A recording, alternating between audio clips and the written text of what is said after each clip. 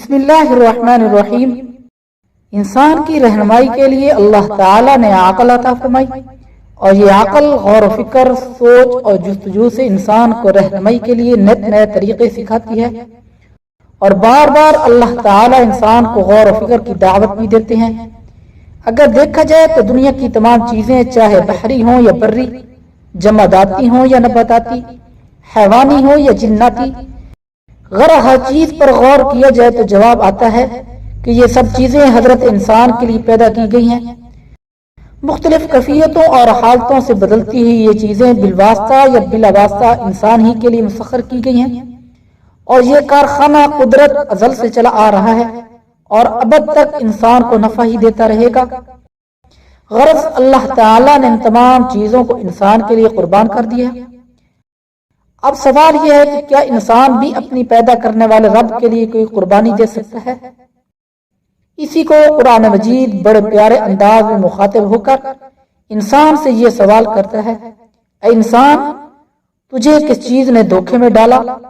اس رب کریم کے بارے میں جس نے تمہیں پیدا کیا اور ایک اچھی شکل و صورت میں ڈھال دیا۔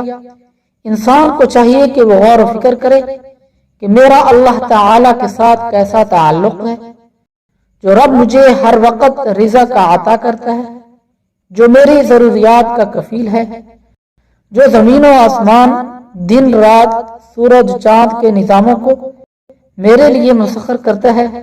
اس رب کے ساتھ میں نے کتنی وفاداری دکھائی ہے۔ ہمیں اپنا احتساب کرنا چاہیے، اپنے اپنے گروبانوں میں جھانکنا چاہیے، دل کی حالت کو سامنے رکھنا چاہیے۔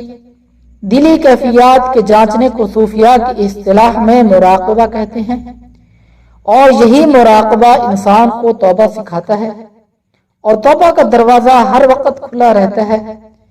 چنانچہ قرآن مجید میں بار بار توبہ کی ترغیب دی گئی ہے، اور فرمایا گیا ہے، ایمان والو، آ جاؤ توبہ کی طرف اور سچے دل سے توبہ کر لو۔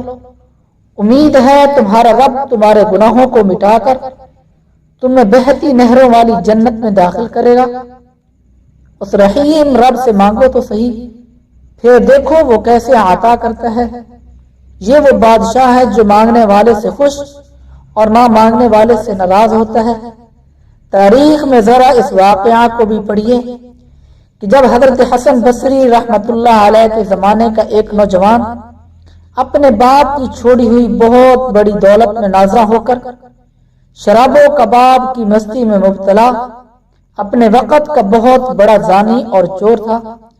اس کی عیاشی، مستی، ظلم و بربریت، شہوت پرستی، چوری اور ڈاکہ کے قصے زبان زد عام تھے، مگر اس کی ماں ایک بہت ہی نیک اللہ والی خاتون تھی۔ وہ ہر وقت اپنے اس بیٹے کو سمجھاتی تھی کہ بیٹا ان گناہوں کی لت میں مت پڑو، بیٹا زنا چھوڑ دو، بیٹا شراب نہ پیو، بیٹا توبہ کر لو، نیکی کی طرف آ جاؤ اور میرے ساتھ چلو، ہم حضرت حسن بصری رحمت اللہ علیہ کے پاس جا کر تمہاری توبہ کروا لیں۔ انہیں ایک بوڑھی اماں بہت منتیں سماجتیں کرتی رہیں، مگر وہ بیٹا باز نہ آیا۔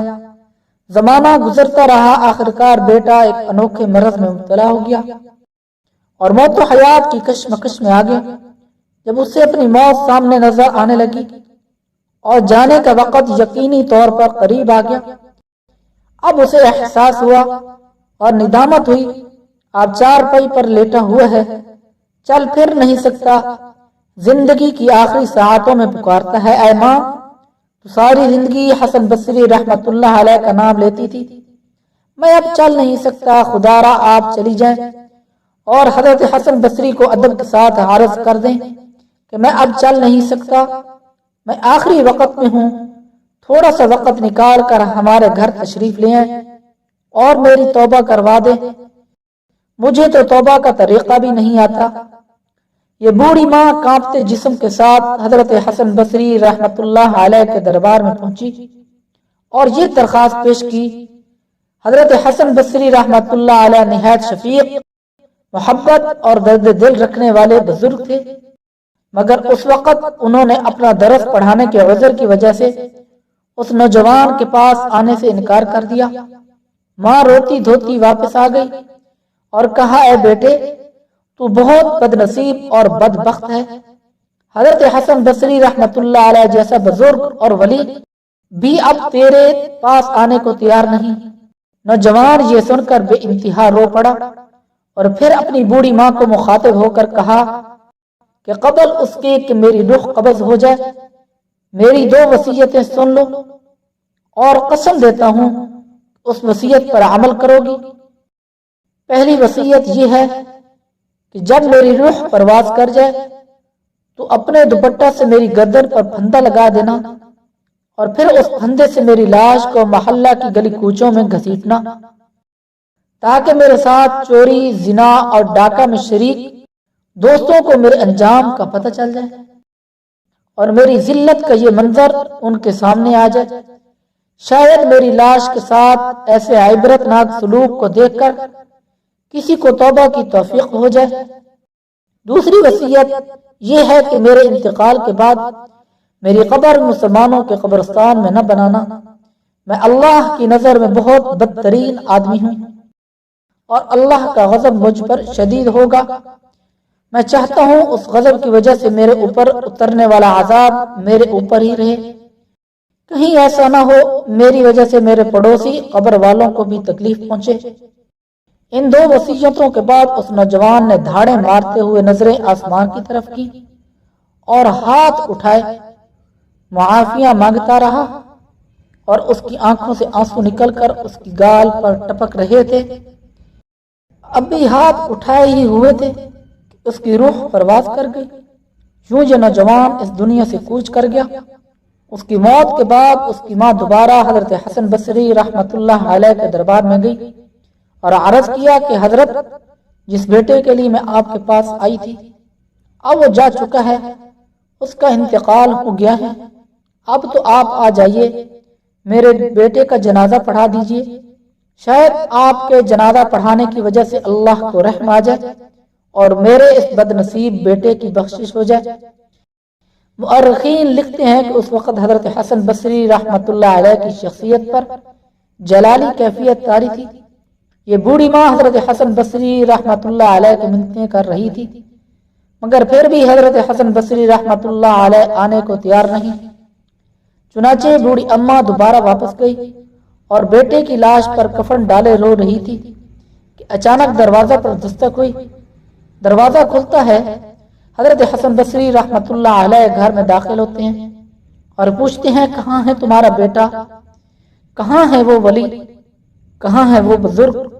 اور پھر فرمایا کہ جب تم ابھی ملنے آئی تھی میں نے آنے سے انکار کیا، اسی وقت میں کچھ دیر کے لیے لیٹا اور خواب دیکھا کہ اللہ کی طرف سے پکار آ رہی ہے، اے حسن تم میرے کیسے دوست ہو، تم نے میرے ولی کا جنازہ پڑھانے سے انکار کیا ہے، وہ تو میرا دوست ہے، سن اے حسن اس کو میں نے بخش دیا، اس کی مغفرت ہو چکی ہے۔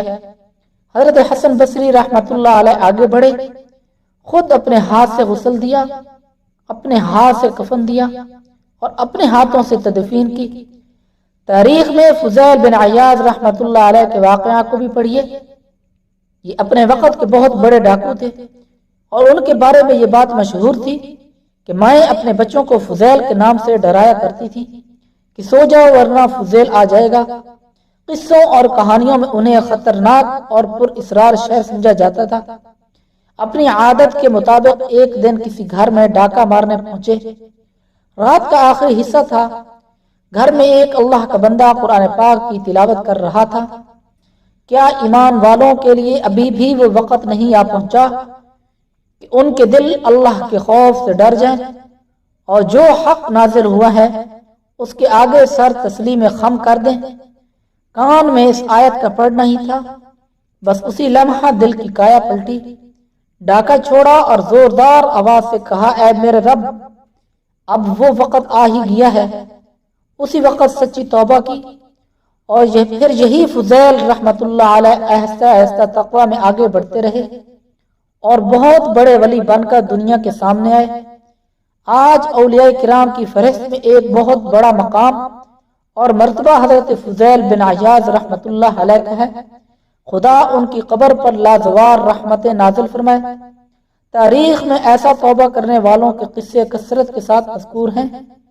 نبی اکرم صلی اللہ علیہ وسلم اکثر نوجوانوں کے گروہوں کو مخاطب ہو کر انہیں توبہ کی ہدایت فرمایا کرتے تھے، اور وہ حدیث مشہور ہے، التائب من الذنب کمن لا ذنب لہ، گناہوں سے توبہ کرنے والا ایسا ہے کہ اس نے گناہ کیا ہی نہیں۔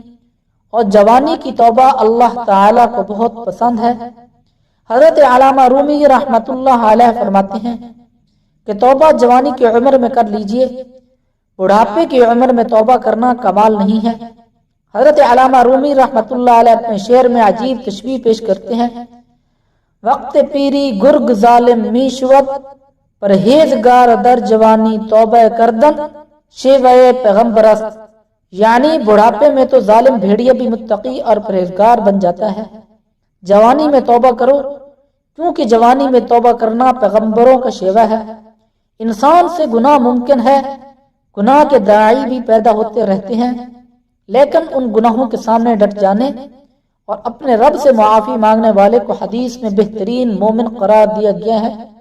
آئیے عزم کیجئے، اپنے آپ کو گناہوں سے بچائیں گے، اپنے رب سے وفاداری کرتے ہوئے اور سچے دل سے توبہ کر کے اپنے ایمان کو مضبوط اور کامل بنائیں گے۔